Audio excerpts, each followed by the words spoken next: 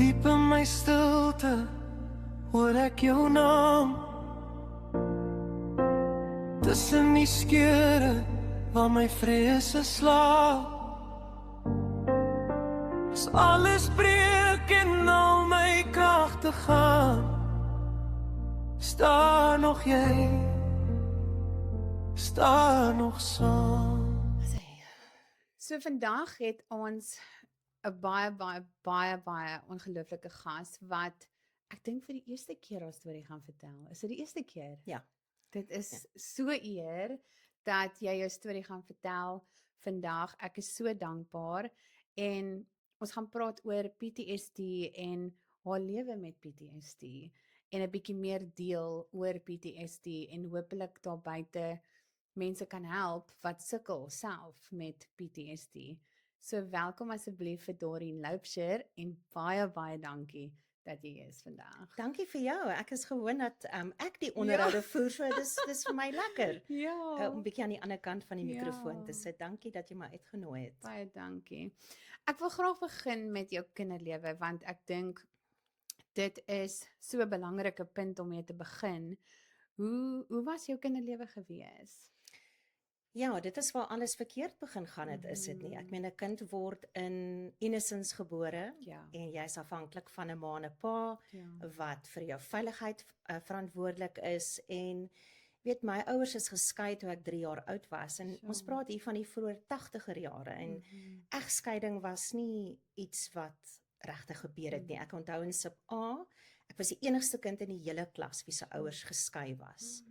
So vir my was dit normaal en weet my pa was baie ver van my af en my ma het met mense uitgegaan. Ons het swaar gekry in 'n klein eenslaapkamer woonstel gewoon. Het jy broers of susters gehad? Eers baie later. So ek nie daai tyd nie. Ek is die enigste kind van my ouers se verhouding. En toe het my ma uiteindelik getrou toe ek in standaard 1 was. En toe het ons 'n bietjie meer stabiliteit in die sin van ons trek toe na 'n huis in met 'n swembad en weet ek is nou in 'n nuwe skool, ek het 'n fiets en dinge lyk lekker, maar dit was toe nie heeltemal so nice nie. My stiefpa was 'n volslaa alkoholist gewees. En ja, dinge dink ek het baie vinnig begin ontrafel in terme van weet daar sal laat aand gedrink word en dan word dit 'n bekleierery en ek is in die kamer altyd 'n toedeur gehad. Ek wou dit nooit hoor nie. Gelewe op my Walkman. So dit was jou escape. My escape was my Walkman. Hoe harder hoe beter. Maar ek het nie besef dit is so groot probleem tot die eerste aand wat ek kon hoor. Jy weet, dis geluide. Daai geluide van 'n hand wat op 'n liggaam slaan. Weer daai klapgeluide, dis amper asof die atmosfeer kan jy hoor en jy kan dit voel en jy kan dit ruik en dis hierso op die put van jou maag. En ek onthou die een aand het ek gehoor hoe hulle beklei af in die gang. Ons het so 'n lang gang gehad. En die volgende oomblik toe bars hulle in my kamer in en hy het die lig aangesit en dit was so van ek moes sien wat hy doen. En dit is waar die trauma begin het. Want toe daai kan ek maar sê toe daai boundary eers toe my deur nou eers oopgemaak is. Letterlik en figuurlik. Toe het dit baie meer gebeur. En en so gaan jy maar aan en dink is normaal en jy mag nie daar praat nie. Jy kan nie vir 'n maatjie by die skool sê nie. Ek meen hy's 'n ouderling in die kerk. Jy weet hy was 'n bankbestuurder. Almal noem hom meneer. En almal hou seker baie van hom en hy't seker die vriendelikste mens. Absoluut. En almal het altyd by ons huis kom braai. My ma was een van daardie rykmans boere dogters. Jy kon na die ring trek. Sy het altyd so mooi gelyk. Nooit die huis verlaat sonder grimering nie. So vir haar ook. Sy was hierdie statige vrou, sterk vrou. En dan om te sien hoe sy geslaan word en dan die volgende oggend hulle het nog saam gewerk ook. Dis nog dan moet sy hom meneer noem by die werk. So. Hoe het sy gemaak met daai byvoorbeeld as hy nou haar geslaan het en die merke en daai tipe goed, hoe het sy gemaak met om dit te weg te steek. Weet, soos ek sê, dis dalk hoekom sy gesê het, jy mag nooit die huis verlaat sonder gremering nie. Ek onthou, sy het altyd haar eyeshadow Yes. so gespoeg en dan meng sy dit so, jy weet, regte 80s make-up kan jy dink. Yes. Um, Donkerder make-up aangetrek. Ja, maar ek dink hy was 'n slim slaaner. Ek noem dit 'n slim slaaner. Jy weet, jy doen dit nie in die gesig nie. So dis baie hier in die bene, die arms, die gryp. Daar was net een aand wat ek kan onthou wat hulle beklei het. Ek het my Walkman aangesit.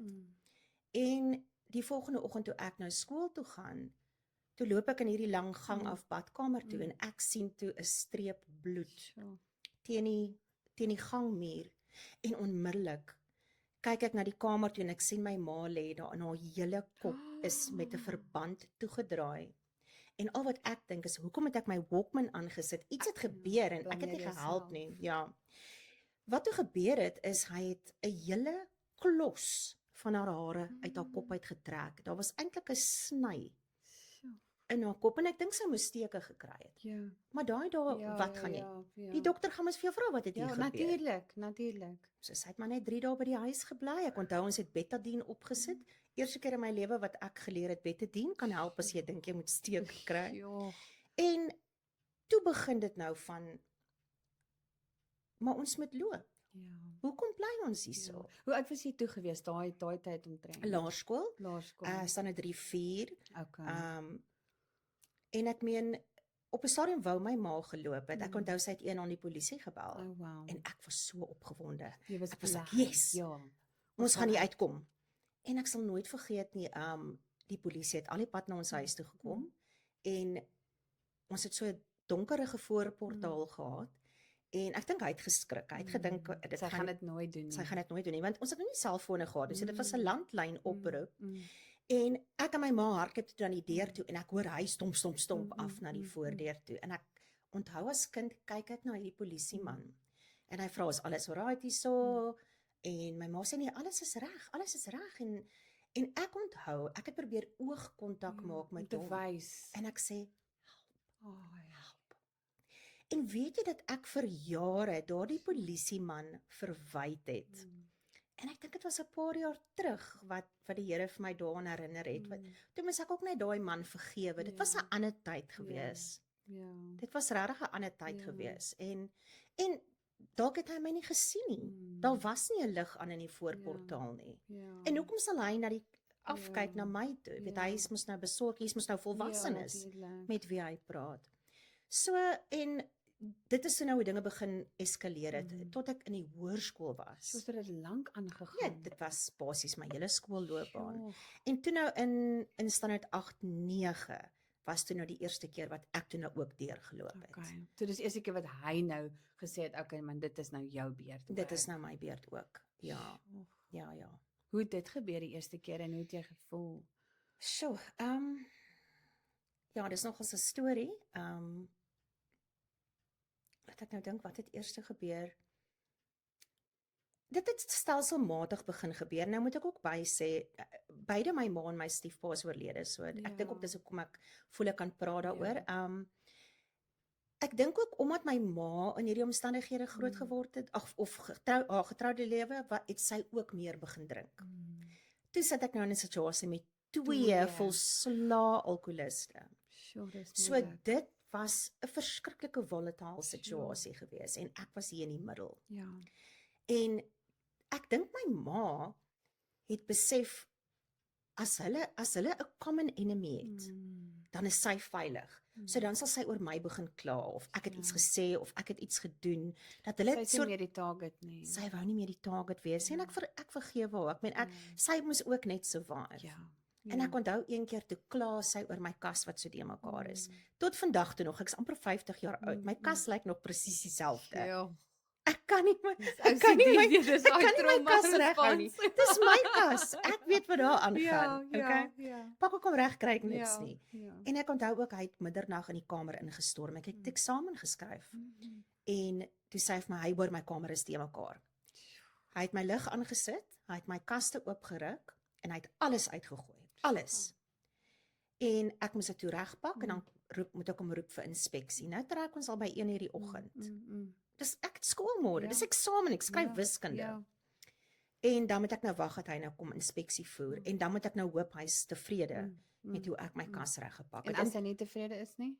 Dan moet ek dit weer en dan gooi hy weer alles uit, maar weet so dis hoe dit begin het. Ja. En ek dink die groot ommekeer ekskuus tog was een aand was hy by die rugby.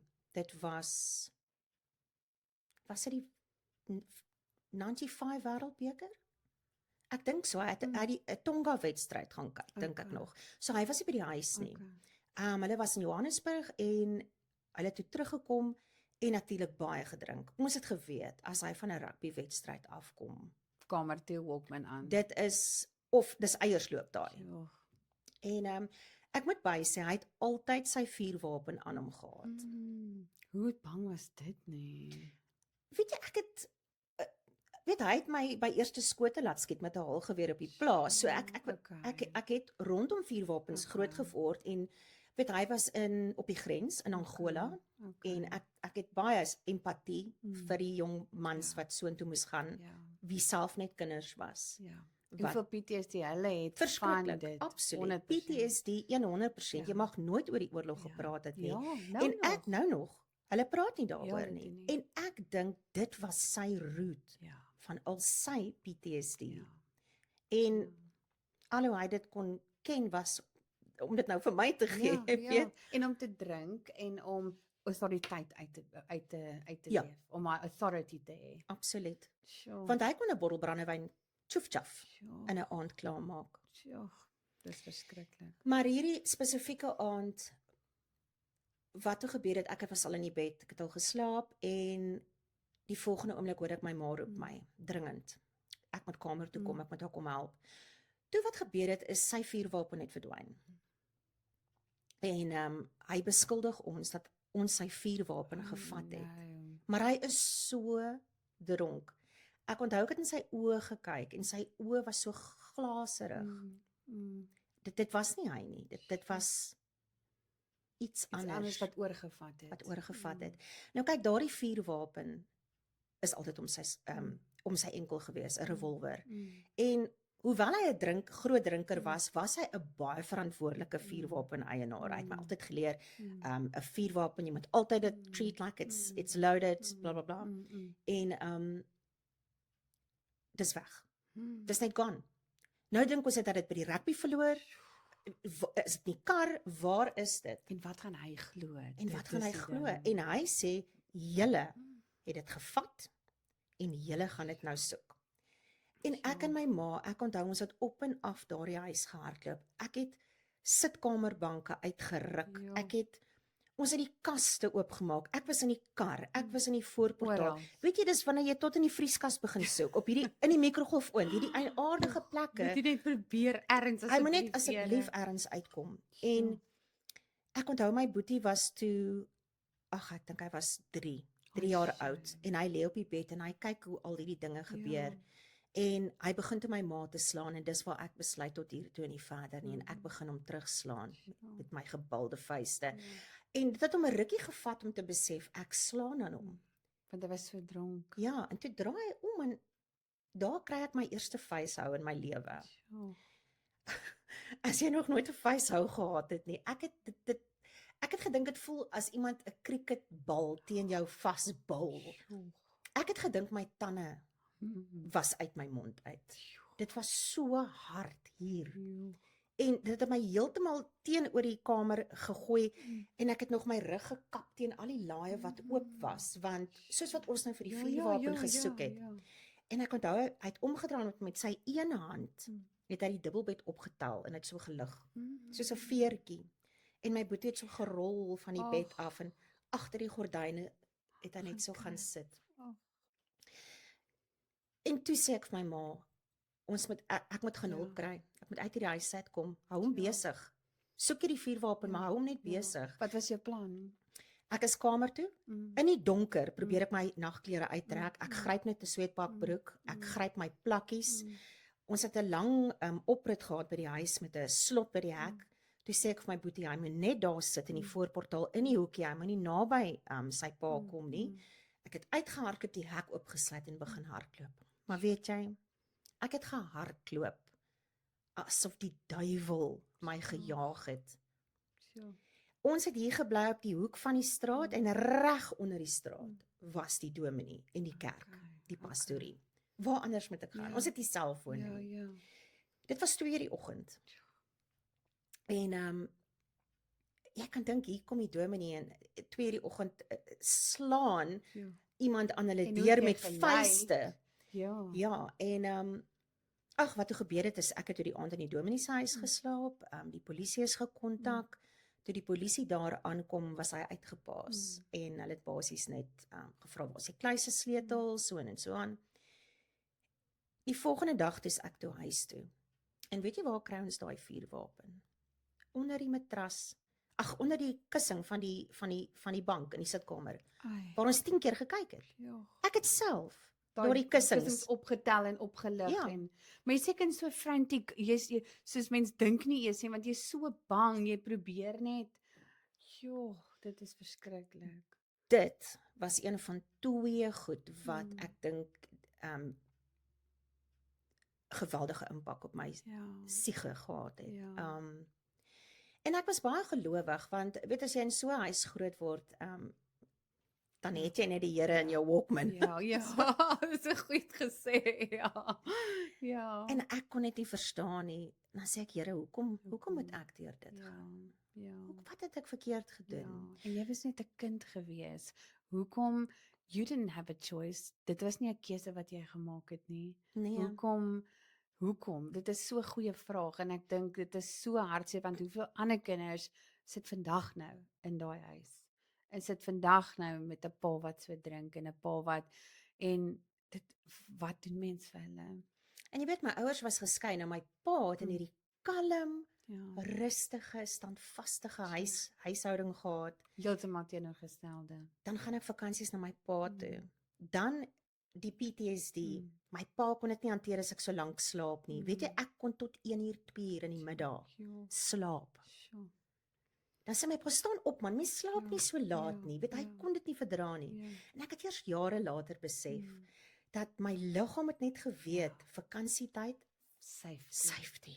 Ja. En ek kon rus. My liggaam moes net rus, my brein moes recharge want ek kon ook nie verstaan hoekom my pa my nooit gehelp het nie, want ek het as kind vir hom baie briewe geskryf. Daai tyd het ons nog briewe geskryf. Hy het in die buiteland gewoon. En ek kon nie verstaan hoekom my pa nooit iets gesê het nie, want ek het dan vir hom in die briewe gesê wat aangaan by ons huis. Ja, hoekom het hy nie jou kom help nie? Hoekom het hy nie jou Hy kom was red my nie? savior. Ja. En my ma het jare later aan my erken dat ek het briewe geskryf nadat hulle beklei het. Dan sy my briewe gelees. Want sy het dit altyd gepos, want sy het sommer seels by die werk gekry, by die bank, Ja. en dan sy het opgeskeer en weggegooi. So jy pa het nooit daai briewe My gekry pa het nooit daai nie. briewe gekry nie. Hoe voel jy daaroor toe jy dit uitgevind het? Baie keer dan wonder ek Hoe anders sou dit wees? hoe anders sou dit wees en wat sou my pa gedoen het? En Ja. ek dink ook my ma wou nie alleen wees nie. Ja. Sy Miskien kon nie was jy sonder ook my nie. haar emotional support. Absoluut. Jy was haar we in this together. Together. Ja. Definitief. En wat nie reg is nie, ek kan dit nie goed praat nie. But jy was eintlik haar safety net gewees van ek het jou emosioneel nodig in hierdie verhouding. Definitief. Sure. Dis 'n swaar las op Dit die is skouers. baie vir 'n kind.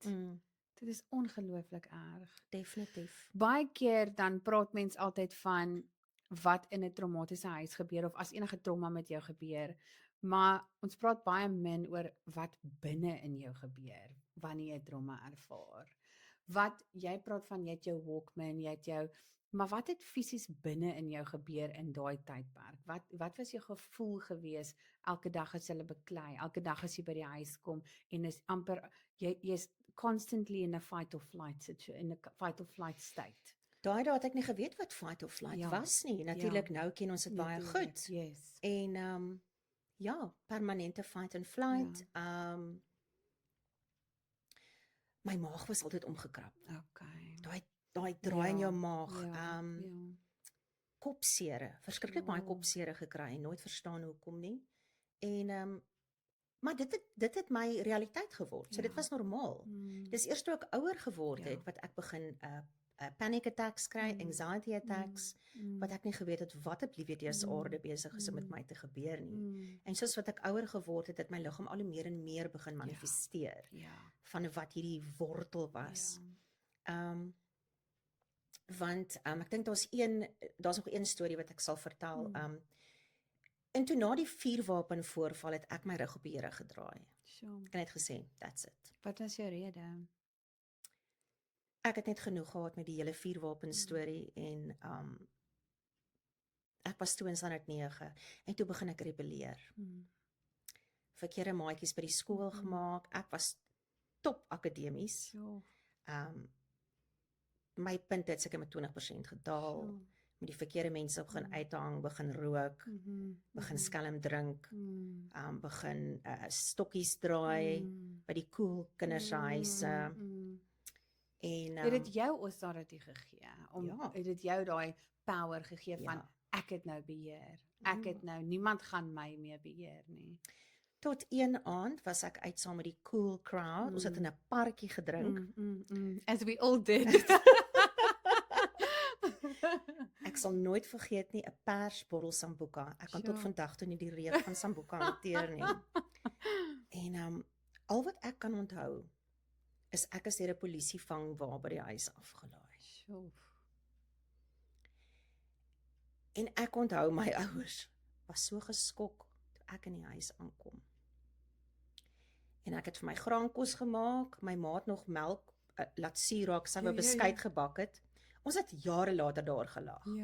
Ek het die suurmelk in my pap gegooi en die pap geëet, daar het nog 'n mot ingevlieg. My ma sê ek het die ding so geskiet, melk oral. En ek onthou in my dronkenskap die skok op my stiefpa se gesig. Jy gaan nie nou meer kan find hom nie. Like dit was nie eers gepas om my te straf of te slaan nie. Hulle kon dit nie prosesseer nie. En toe het ek sommer vir hulle presies ook gesê wat ek dink van wat hier in die huis aangaan. Weet, jou stem. Verbal diarrhee. Ek is gatvol vir julle gebekleierery. Ek is moeg daarvoor om in hierdie omstandighede te lewe. En toe gaan slaap ek. Weet, maar ek het my straf gekry. Na die tyd. Ja, ek het hom gekry. My stiefpa kon baie kreatiewe strawwe uitdink. Ek het toe die volgende oggend het hy my wakker gemaak. Het was seker so 3:00 die oggend. Het was nog donker buite. Ek was nog so dronk dat ek gedink het hy gaan my doodmaak. Hy vat my ergens heen om my dood te maak. Dit is hoe delirious ek was, jy weet.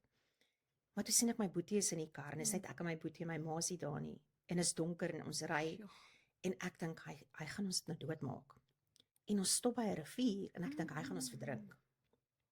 Lang storie kort. Hy het 'n plan gehad om vis te vang saam met 'n pel van hom. En my straf was om op 'n stoel te sit, ver van enige bome af, in die middel van die son. En hy het 'n bottel water so ver van my af gesit en ek mag nie van die stoel af opgestaan het nie. En ek het daar gesit met my eerste babbelas in my lewe. Onder 'n son. En dis my ma ook baie kwaad vir my. En daar's baie dinge wat ek toe gedoen het in my rebelse tyd wat sy vir haarself gehou het, wat sy gesê het, luister, ek is teleurgestel in jou, maar ek gaan nie jou stiefpa sê nie. Tot een aand. Seker maande nadat ek iets gedoen het. Toe hulle nou weer saam dronk en soek nou weer 'n common enemy. Toe kom alles uit. En daardie aand is ek behoorlik aangerand. Dit was seker die mees traumatiese ervaring in my kinderjare. Ek is eers kombuis toe geroep waar hulle my vals beskuldig het van allerlei dinge. Weet, my ma sal sê kyk vir my en dan sê sy vir my iets, dan slaan sy my die kant toe, dan sal my stiefpa vir my iets sê en dan klap hy my die kant toe. En op 'n stadium kon ek nie meer my wange voel nie, jy weet, en toe word ek teen die kombuiskaste gegooi en ek het gedink, okay, dis nou klaar. Dit was seker 'n uur wat hulle my besig gehad het in die kombuis. Vals beskuldigings en hoe meer ek sê dit is nie so nie, hoe meer word ek geslaan. Maar tot vandag toe nog het ek 'n grief, jy moet my nie vals beskuldig nie. Dan moet jy maar slaan. Ja. Ek gaan nie Ja. iets erken wat ek nie Ja. gedoen het nie. Ek Ja. is baie jammer. Dit kom en jy weet nou waarvan dit kom. Absoluut. Dis die wortel. En toe was dit ook so 2:00 die oggend, toe moes ek my pa bel in die buiteland. En my ma luister in op die ander foon. En my stiefpa staan voor my. Nou moet jy weet, hier's my pa, weet niks wat aangaan nie. Hy het nie die briewe gekry nie. Hy weet nie wat aangaan nie. Daai dae, as die foon lui 2:00 in die oggend, wat dink jy gebeur? Iemand is dood. Iemand is dood. Ja. En al wat ek sê is, pa, ek moet pa bel, ek moet vir pa sê, ek het dit en dit gedoen, ek het skool gebang, ek het dit gedoen, dat gedoen. En my pa kan hoor, maar iemand luister in. Hy's kalm, hy sê, Dorien, wat gaan aan daar? En al wat ek sê is, pa, ek moet pa bel, ek moet vir pa sê, ek het skool gebang, ek rammel die hele rympie af. Dis 'n skrip. Ja. Dit is wat ek moet sê, en ek maak Ja. seker ek sê dit sodat ek hierdie oproep so gou as moontlik kan afhandel. En ek dink my pa het 2 en 2 op mekaar gesit vir my gesê, dis reg, ons praat 'n ander keer. En sit toe die foon neer. En vir my was dit die ergste, of my pa te moes bel. Ja. My pa was my Here, hy is my Here, jy Ja. weet. Toe dink ek, "Sjoe, dankie tog, dis nou verby. Ek is nou panelbeat in die kombuis. Och, Ek het na my pa gebel, Wat dankie nog? tog, dis nou verby." En my stiefpa sê toe vir my, "Nou kan jy kamer toe gaan." En toe kom hy in met 'n rottang. Och, En hy het my op my larig en op my boude geslaan. Ek onthou net ek het op 'n stadium omgedraai en hy het die rottang so hoog geslaan. volle krag. Volle krag, en ek het op my tande geknars en vir myself gesê, ek gaan nie huil nie. Ek gaan nie huil nie. Ek sal nie huil nie. Tot daardie rottang het in 4 stukke opgebreek. Ek het 1 stukkie nog gebare in my tas, my skooltas. Ek weet nie hoekom nie. Miskien as 'n herinnering van ek sal nooit laat iemand dit ooit weer aan my doen nie. En dat ek het survive it. And you survived it. Maar weet jy wat was die ergste?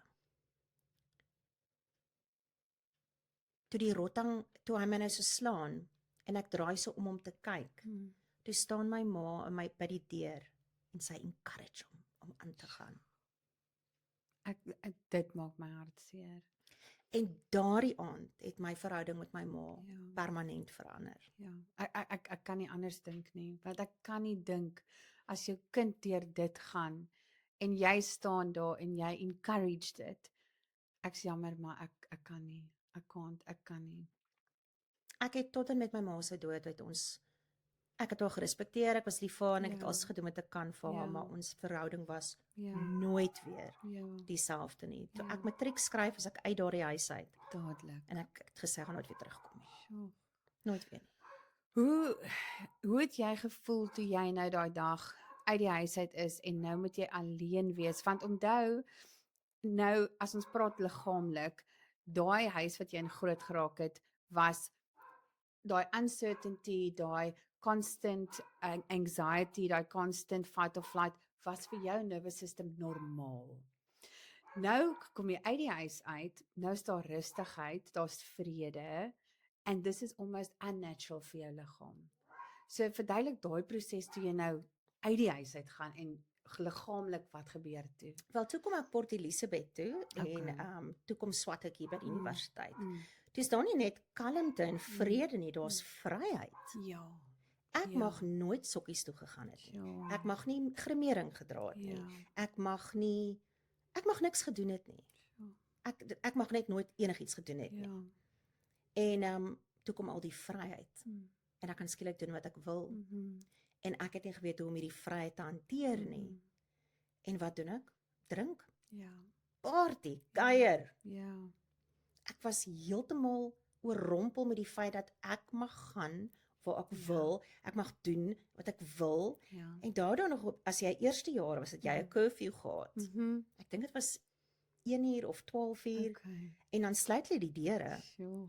En ek onthou my HK het 'n bakkie gehad. Ek het telke maal het ek sommer agter haar bakkie ingespring en gaan slaap. Het jy die koffie gemis? Jy sê of niemand sê, dit was daai ding van niemand sê weer vir Ja. my ek het 'n curfew nie. Ja. Niemand sê weer vir my wat ek mag doen. nie. Beheer. So die wiele het heeltemal afgekom. Ja, Heeltemal. Sure. Dis verskriklik. En daai tyd toe jy nou jou vryheid gekry het, hoe het jy gevoel teenoor hulle? Was daar kwaad was daar, wat was jou gevoel geweest teenoor jou ouers of jou stiefpa en jou ma?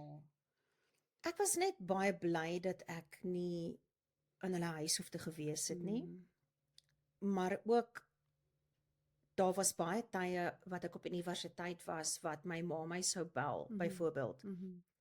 En dan is sy hysteries, dan sê sy, my stiefpa jaag haar met 'n vuurwapen rond, of weet hy doen dit, of hy het haar toegesluit in die kamer en ek is nie meer daar nie. En dan is ek honderde kilometer ver en onmiddellik reageer my liggaam.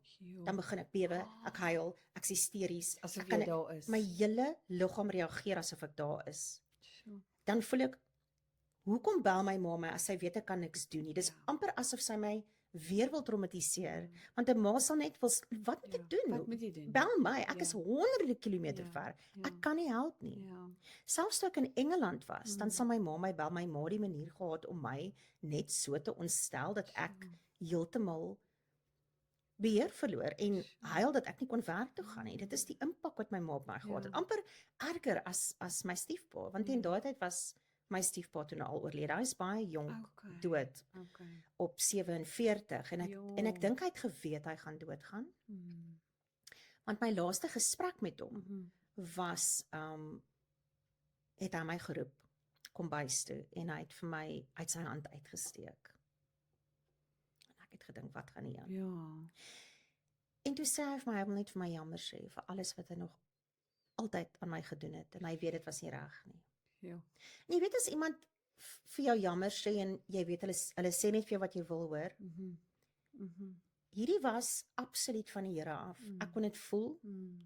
Die vergifnis Berou. was onmiddellik. Ek kry nou hoendervleis. Ek self. Soos ek met jou praat, ek wil Ek eintlik 'n ook. bietjie Ja, huil. jy kan. Hierdie man wat hierdie dinge gedoen het, het jammer gesê. My hand vasgehou, my in my oë gekyk. Al wat ek wou gehad het is net daai erkenning dat dit wat hy gedoen het was nie reg nie. Ja, 100%. En weet jy, dit is net absoluut die Here se genade dat ek hom kon vergewe instantly. Ja, Instantly. Dit was spiritual. Dit was 'n spiritual dit moment. moes wees. Want toe hy dood is, dit was die laaste gesprek wat Ja, ek met hom gehad ja. het. Want toe hy dood was, toe kon ek hom mon Ja. vir die goeie tye, hoe hy my leer skaak speel het, hoe hy my gehelp het om Ja. te gaan skiet op die plaas. Ja, daar was Daar ook was goeie tye. Ja. Hy het my verskriklik baie gehelp as ek redenaars in debat gedoen het. Hy het my altyd afgeneem met die kamera. Daar was baie goeie tye wat ek toe nou kom die traantjie nou. Ja. So ek wou dit net noem want ek weet hy het sy saak met die Here reggemaak en so ek dink as dit nie gebeur het nie, sou ek haat gehad het. Ja. Haat, bitterheid, Ja. anger, Ja. baie anger. Ja.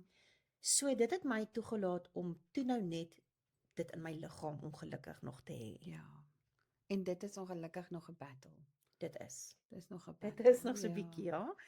So ja, ek meen ek is seker al my hele lewe lank op antidepressante, anti-anxiety medication. Ek is nie skaam daaroor nie. Ek sien 'n Nee. sielkundige. Selfe. Ek dink weet baie keer dan sal ek 'n panic attack kry by die Kan ek vir jou werk. tissue kry? Ek gaan 1 sekonde. So, ek wil graag praat oor daai vergifnis het obviously verskriklik baie vir jou beteken. Daai jammer het ongelooflik baie vir jou beteken. Wat van die mense wat nie daai jammer gekry het nie of dalk nie daai jammer kry nie, hoe sou jy vir hulle sê om vergifnis te vind sonder 'n jammer? Ek dink vir daardie mense hou op om dit te verwag, want dit gaan nie altyd gebeur nie.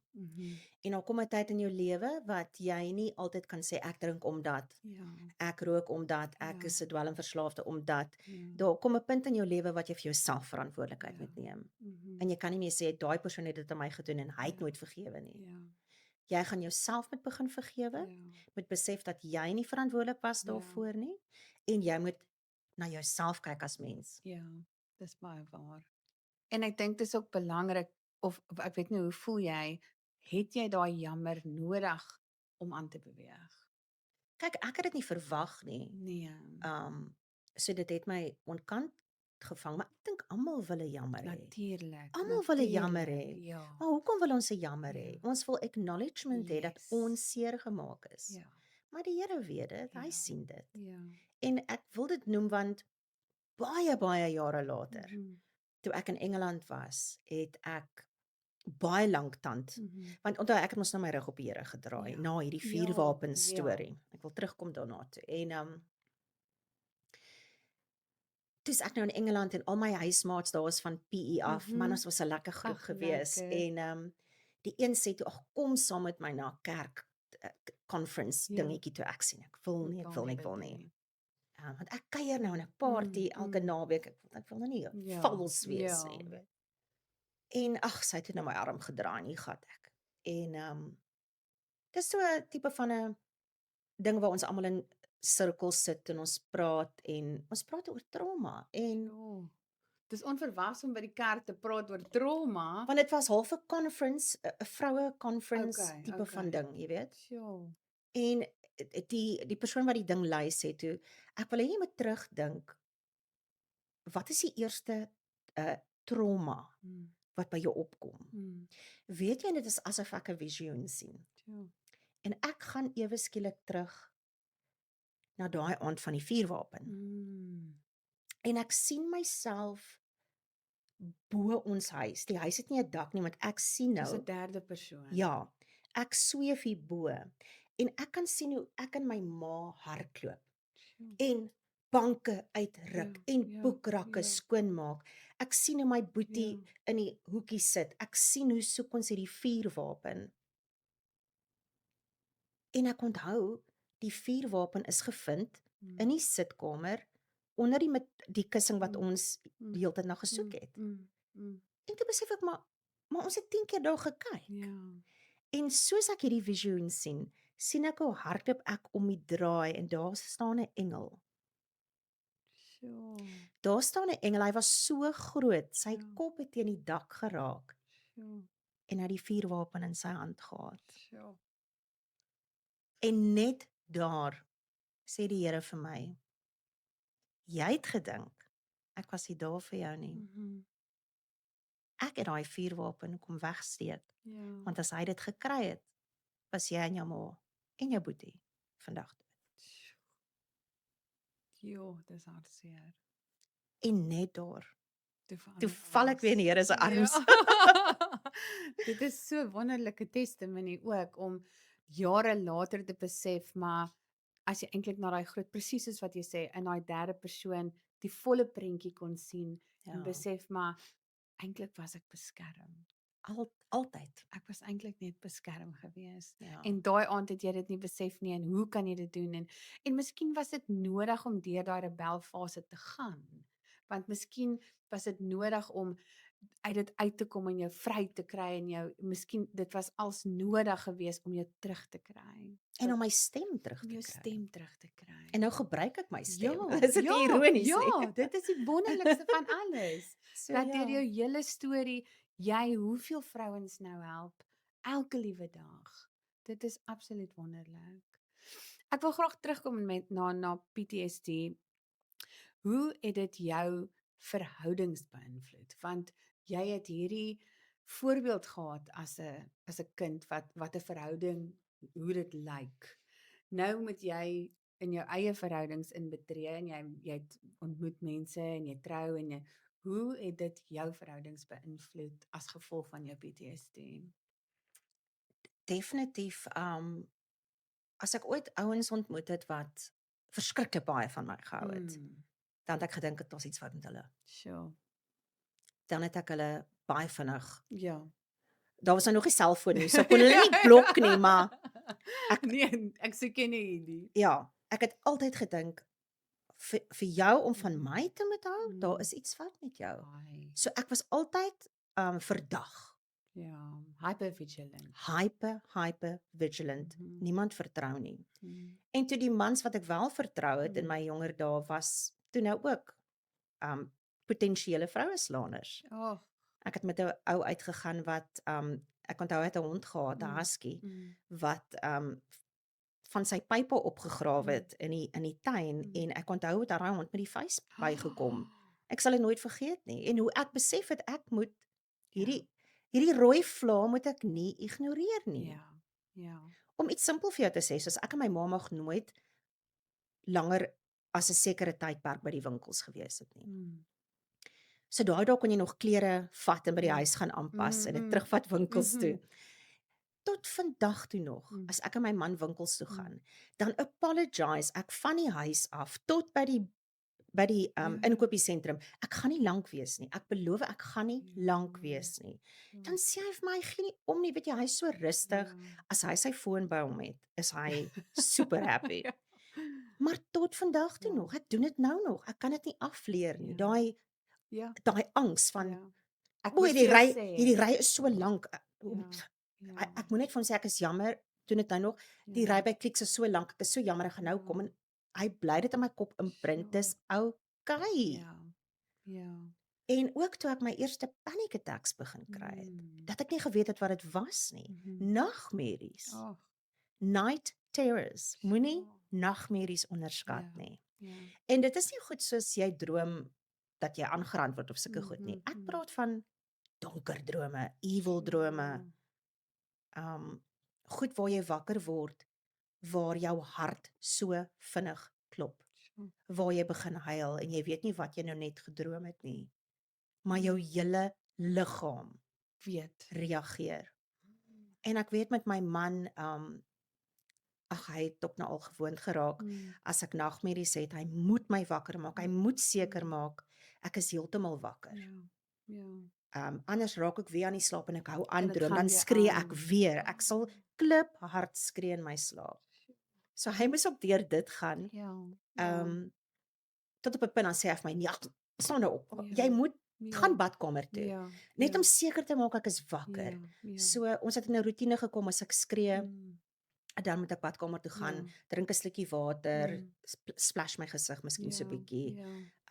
En dit het ek vir jare gehad, en ek moet sê, ek het baie lank 'n nagmerrie gehad. So dis ook vir my 'n teken van hoe ek groei en genees en op 'n stadium was die nagmerries baie. En miskien was dit ook nodig geweest om deur dit te gaan weer eens, want dit was jou liggaam se manier om te let go, te sê, but I'm safe now. Ek is veilig nou. Want baie keer, soos wat jy gesê het, jy het hom vergewe, jy het jou ma vergewe, maar jou liggaam het nie vergeet wat jy deurgegaan het hê. En ek dink trauma is stored in the body en ons verstaan dit nie altyd hoekom ons reageer soos wat ons reageer nie, maar ons liggaam onthou dit. En dit is die probleem. Sometimes psychologically is ons nog, ek kan dit vir jou logically verduidelik hoekom ek dit nou doen. Maar my liggaam kan nog steeds nie daai twee bymekaar sit om te sê, but this is why I'm reacting the way that I am. En dit is moeilik. So mense moenie vir jou vra, maar hoekom ek tog is jy nou al oor dit? Moet dit nooit vir iemand vra nie. Nooit nie. Dit is jy kan dit nie doen nie. And there's no time to healing. There's no time. Nee. Daar is nie 'n tyd om en selfs vir jou liggaam, ek dink dat dit is so belangrik om to get the mind and the body together, om te sê dat but it's safe now. Maar om al daai jare, hoeveel jare is dit als vir mekaar is was dit gewees? 20 jaar se trauma. Nou moet jy verwag jy moet nou net so vergewe en jou liggaam vergeet. It will never work that way. En ek bly jy praat van die liggaam en die mind, wat tipe van op dieselfde bladsy moet wees. Ek dink ook dat jou brein is so slim. Dat jou brein weet wat jy kan hanteer en wat jy nog nie reg is om te hanteer nie. 100%. En dit is hoekom mens eintlik moet so dankbaar wees van hoe ons aan mekaar gesit is. Want as jy dinge moet verwerk wat jy nog nie in jou mind, in jou subconscious kan verwerk nie, kan dit kan ernstige gevolge hê. Definitief. So dit is 'n gentle process. Ons het vroeër gepraat van die eiskil. Jy weet, jy skil 'n ei en dan partykeer dan hy brand so 'n bietjie erg, jy gaan terugkom na hom toe. En dan gaan jy jou spaghetti weer maak. Dan gaan jy weer jou spaghetti maak. Maar ek wil graag praat oor abusive verhoudings en hoekom daar so 'n siklus is dat gewoonlik met vrouens of baie keer met vrouens wat in abusive kinderlewe omgewings groot geraak het, dan mans ook vat wat dan abusive ook is. Wat 'n trauma response? Dink jy dit is 'n safety? Dink jy dit is waar dink jy kom daai wortel vandaan dat dit so prone is om te gebeur? Ek dink vir baie is dis al wat hulle ken Ja. en omdat jy deur dit gelewe het, voel jy half in kontrole want jy weet wat om te verwag. I see. En ook dink ek baie kere dink jy verdien nie beter nie. Ja. Daai psychological lie. Jy verdien nie Ja. beter nie want my ma was 'n beeldskone vrou Ja. en sy het met die verskriklikste, ek is jammer, maar aaklige mense Ja. uitgegaan. Ja. Wat dan dink ek by myself, "Jo, Hoekom? sy is die mooiste. Ja. Daar's mans wat oor hulle voete sal val om by Mm, haar uit te kom, maar mm. sy het nie Dan- gedink sy is worthy nie." Ja.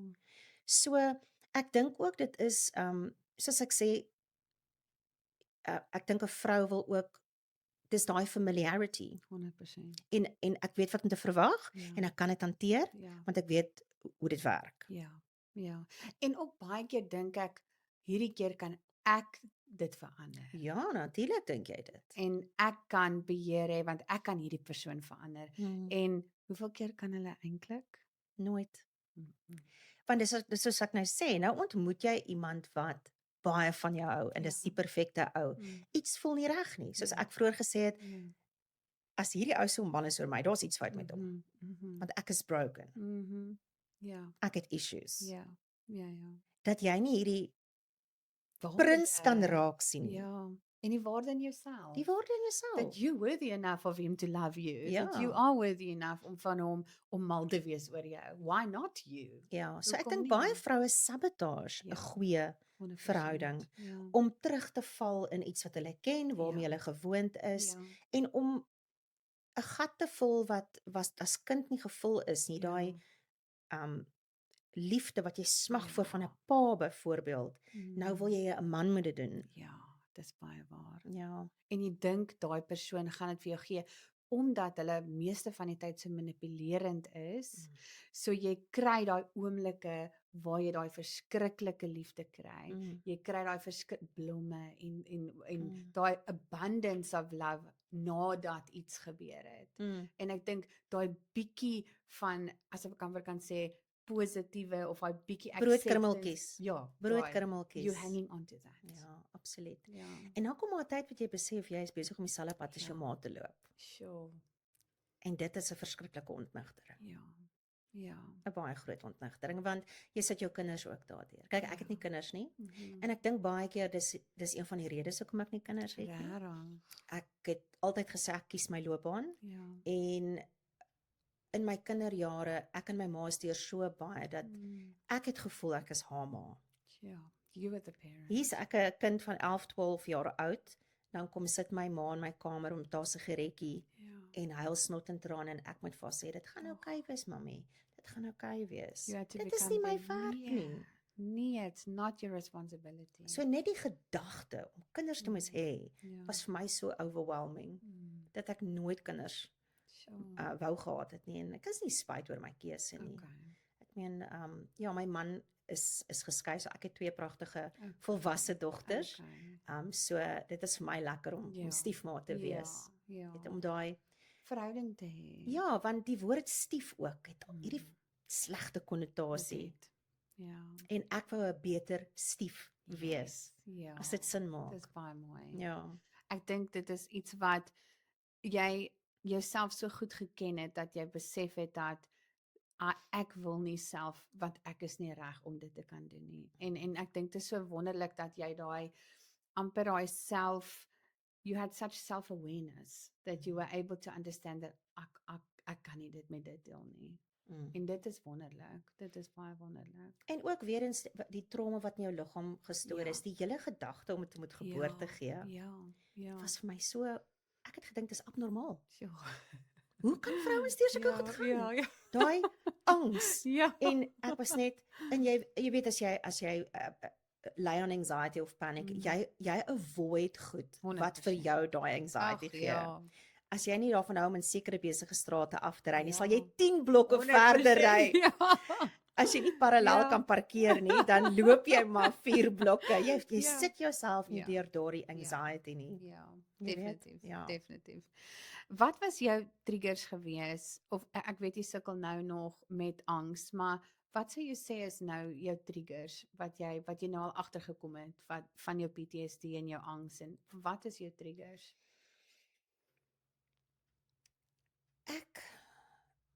Ek dink omdat ek baie vroue help op die oomblik is my triggers wanneer hulle nie geglo word nie, wanneer mense, vroue op sosiale media sal sê, iemand sal miskien sê hulle is 20 jaar terug verkragt en kom nou na vore. Hoekom kom jy nou eers na vore?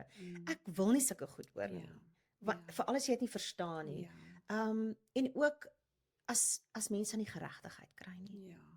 Dit is vir my Daai injustice. daai injustice. Dit trigger my. Ja. Mense wat nie geglo word nie en ook die narrative wat nog daar buite is, veral van baie mans. En ek sê dit met liefde en respek, van Afrikaanse mans. Ja, ja. Moenie my stenig nie. Maar nie net Afrikaanse mans nie. Daar's baie kulturele mans wat vrouens in 'n sekere rol sien en nie vir ons stem gee nie en nie vir ons respekteer nie.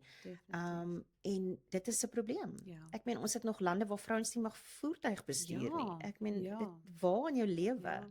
Ja. So ek kom agter dat injustice is 'n groot trigger vir my en ek dink ook dis hoekom wat ek doen my help want ek voel ek het 'n tipe van 'n beheer daaroor Ja. of ek kan 'n rol speel. Ja. En jy kan hulle help. Ek kan hulle help, ja. En dit maak 'n groot verskil. Want hulle is nie alleen nie. Hulle weet hulle is nie alleen nie want jy is daar en jy is 'n stem vir hulle. Toe jy klein was daar nie 'n stem vir jou gewees nie. En dit is so full circle moment amper. Dit is dit nie? En hoe wonderlik is dit? Dit is wonderlik. Dis 'n voorreg vir my. Ja, dis regtig baie amazing. Waar's jy nou op jou genesingspad? As ek nou vir jou kan vra oor alles wat jy deur is, die PTSD. Ek weet dit is 'n daaglikse struggle. Ek sukkel self verskriklik met PTSD.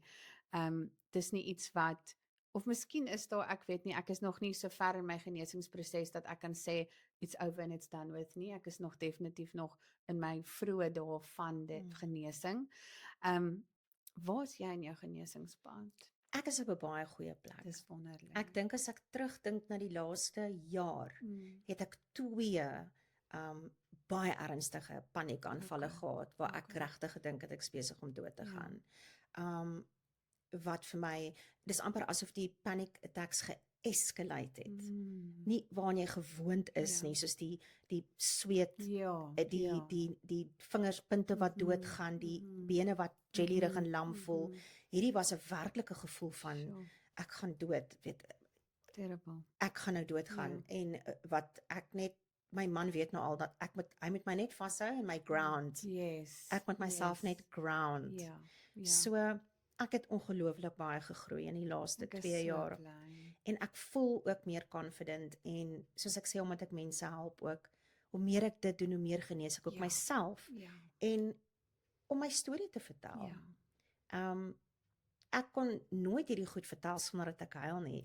Nou het ek gehuil, toe ek gesê het ek het my abuser vergewe. Wat wys hoe true daai forgiveness was, jy weet. So ja, ek is op 'n baie goeie plek, maar mense moet nooit dink daar kom 'n tyd wat jy nou 100% genees is nie. En ek dink jy moet daai expectation hê nie. Altyd, jy moet altyd daai expectation hê. Maar dis hoe jy leer om daarmee te werk, soos ek leer grounding, breathing techniques, daai tipe van goedjies. Baie belangrik. Ja. En ek dink ook vir mense wat deur PTSD is, dis nie altyd, hoe kan ek sê, mense verstaan nie altyd goed wat iets wat banaal is vir iemand anders, is dalk baie triggering en baie moeilik vir iemand anders. En ek dink die groot ding is om daai persoon se storie te leer ken voordat jy oordeel. So miskien as jy Spar toe gaan en dit is moeilik om Spar toe te gaan. It's okay. Dit's banaal vir iemand anders om gou vinnig Spar toe te gaan. Maar vir my was dit ongelooflik moeilik om net uit die huis uit te kom. Ek het verskriklike agorafobia gehad, want ek letterlik in die huis gebly het, ek weier om uit daai deur uit te gaan. Ek weier, want as ek my voet uit daai deur uit sit, is dit asof ek dadelik 'n panic attack kry. So, en vir hoeveel ander mense is dit normaal om net uit die huis uit te gaan. So, ek dink die groot ding is om nie te oordeel, al is dit iets banaal vir jou, maar dit is triggering for you, beteken nie it's not less worthy. Ek het op 'n stadium by die werk, het ek paniekaanvalle gekry. Ek meen, ek werk as Ja, omroeper en ja. ek sal besig wees om miskien die nuus te lees. Niks het my getrigger nie. Ja, Ek random, dan kan ek nie my bene voel nie. En jy is besig om die Ek nuus is te op die lees. lug. Of toe ek nog omroeper was en ek doen die weer miskien, dan voel ek my hande gaan lam, my bene gaan lam, my voete begin bewe. Dan moet ek kop hou.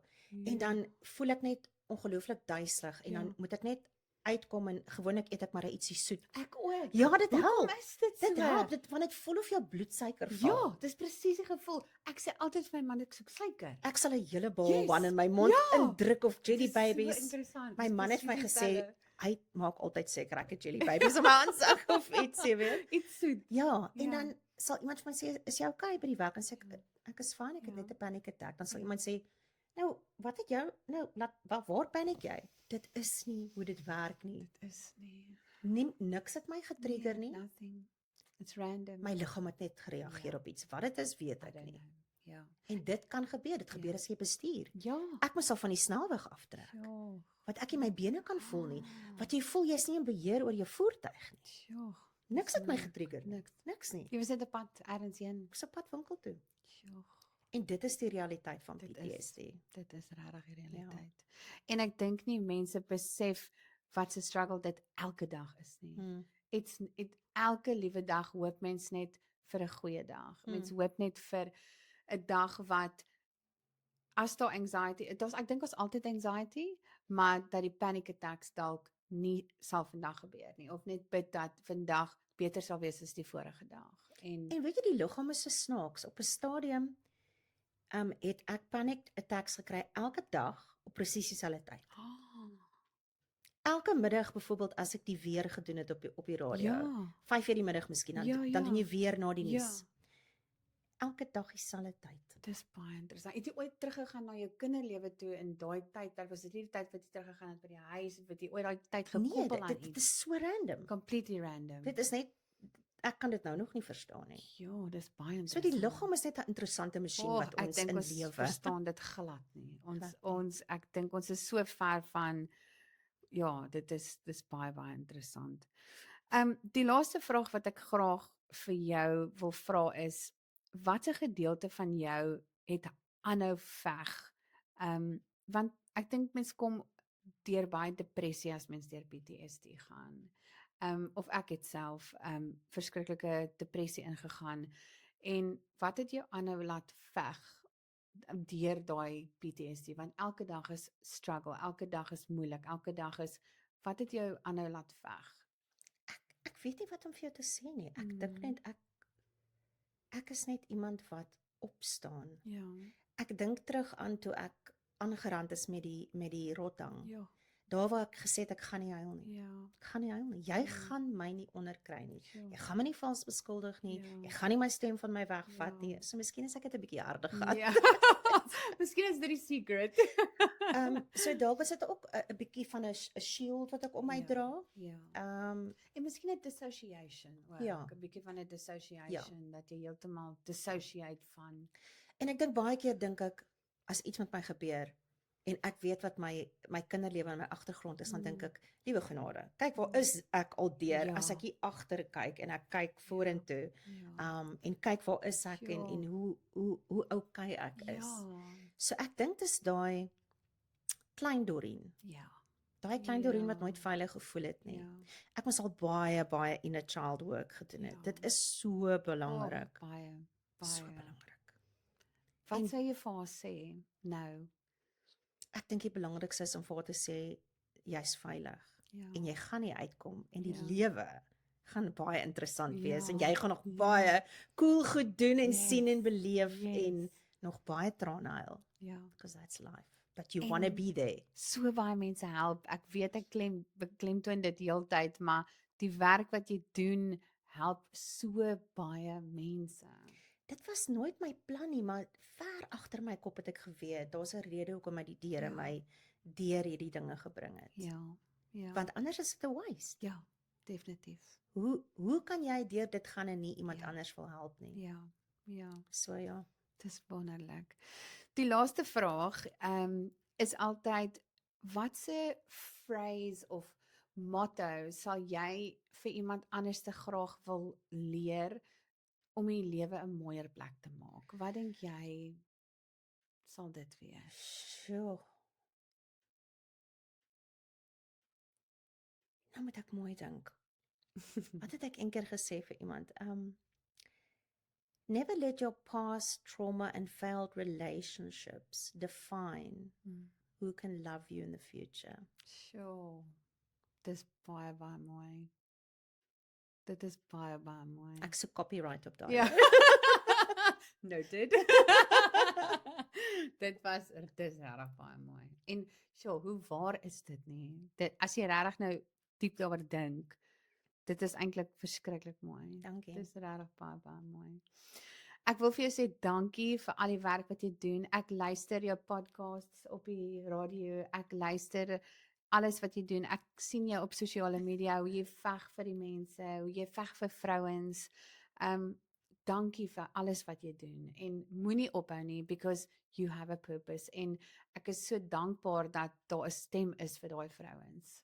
En ek is ongelooflik dankbaar dat jy jou storie kon deel.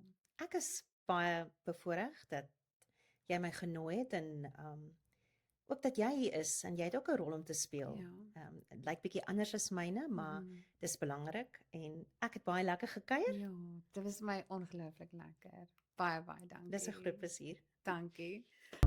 Staan nog jy, staan nog saam.